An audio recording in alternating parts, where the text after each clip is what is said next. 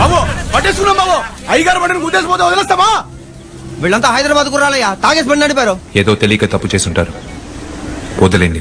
ఏంటి చెన్నయ్య గారు వదిలేయమంటున్నారు? అయ్యగారు తలకి దెబ్బ తగిలి ఎంత రక్తం కారిందో తెలుసా? మీరు చూడలేదు. ఊరికే వదలకూడదయ్యా, 4 తన్ని పంపించాలా? అవునయ్యా. నేను చెప్తున్నానా, ఏ గొడవ వద్దు, వదిలేండి. వదిలేయాలా? ఇటు చెప్పేట్టుగా.